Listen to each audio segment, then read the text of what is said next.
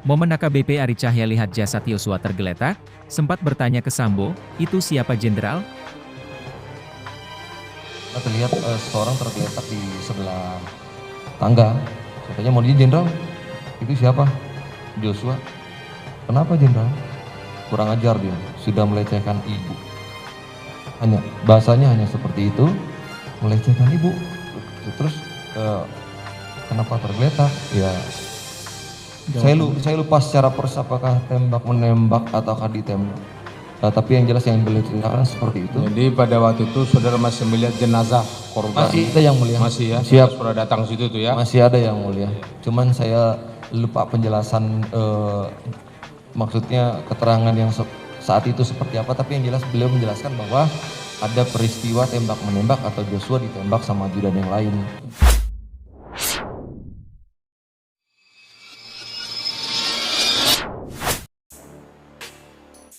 Saksi AKBP Ari Cahya Nugraha Acai mengaku sempat melihat Brigadir Yosua tergeletak di rumah dinas Verdi Sambo di Duren 3, Jakarta Selatan pada 8 Juli 2022 lalu. Hal itu disampaikan Acai saat menjadi saksi untuk terdakwa AKP Irfan Widianto terkait kasus perintangan penyidikan pembunuhan Brigadir Yosua di Pengadilan Jakarta Selatan pada Rabu, 26 Oktober 2022 lalu. Karena terlihat seseorang tergeletak di bawah tangga. Lalu bertanya, mohon izin jenderal, itu siapa? Yosua. Kenapa jenderal? Kurang ajar, dia sudah melecehkan ibu, ujarnya menirukan ucapan Verdi Sambo.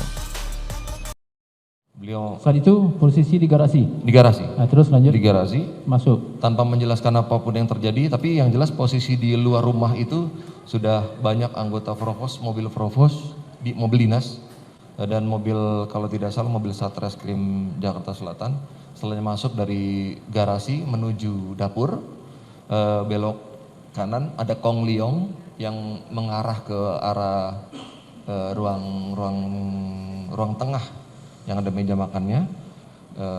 Saya sempat bertanya di situ kepada beliau karena ini setelah di dalam rumah ya? iya dari masih posisinya masih di dapur. Di dapur. Iya. Baik. Lanjut. Karena terlihat seseorang tergeletak di sebelah tangga. Saya tanya, mau dia jenderal? Itu siapa? Joshua. Kenapa jenderal? Kurang ajar dia, sudah melecehkan ibu. Bahasanya hanya seperti itu, melecehkan ibu. Terus kenapa tergeletak? Ya, saya lupa secara persis apakah tembak menembak ataukah ditembak. Tapi yang jelas yang beliau ceritakan seperti itu. Jadi pada waktu itu saudara masih melihat jenazah korban? Masih ada yang mulia. Masih ya? Siap. Sudah datang situ tuh ya? Masih ada yang mulia. Cuman saya lupa penjelasan maksudnya keterangan yang saat itu seperti apa. Tapi yang jelas beliau menjelaskan bahwa ada peristiwa tembak menembak atau Joshua ditembak sama ajudan yang lain pada saat masih belum diapa-apakan, masih di situ ya? mulia. Dan di dalam ruangan itu sudah ada beberapa anggota Pros, 4 atau 5 saya lupa.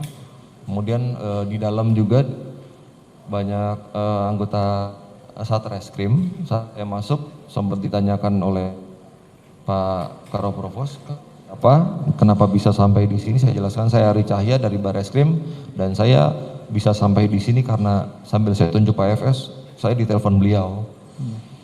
Dengan posisi ikuti Pak FS mendekati jenazah Joshua. Kemudian setelah saya melihat sekilas sebentar, si Ricky dengan Richard itu seperti menghampiri Pak FS. Kemudian saya tanya ke Ricky karena saya tahu Ricky. Kenapa saya tahu Ricky? Ricky kan dulu mantan ajudan Bapak saat di Dirpidum.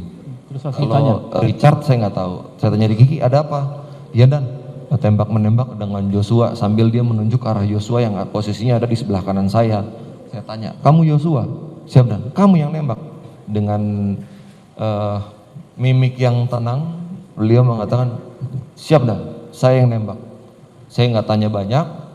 Pada saat saya mau mengarah keluar, ada beberapa atensi dari anggota Provos. Saya keluar, saya ke garasi ya, karena saya bisa di situ kan karena dipanggil Pak FS dan saya bukan penyidiknya, makanya saya keluar kembali. Setelah saya keluar di garasi, saya melihat Pak FS menelpon di bawah pohon karena rumahnya hook. Jadi ada tamannya. Beliau nelpon di situ cukup lama dan saya tidak tahu menelpon siapa. Kemudian ambulan datang. Saat ambulan datang, petugasnya sendirian. Awalnya yang diturunkan itu tempat tidur yang ada rodanya dari mobil tersebut, tapi karena tidak memungkinkan dengan posisi masuk pintu garasi yang kecil sehingga tidak jadi. Lalu kemudian yang diturunkan oleh petugas ambulan itu tandu search and rescue.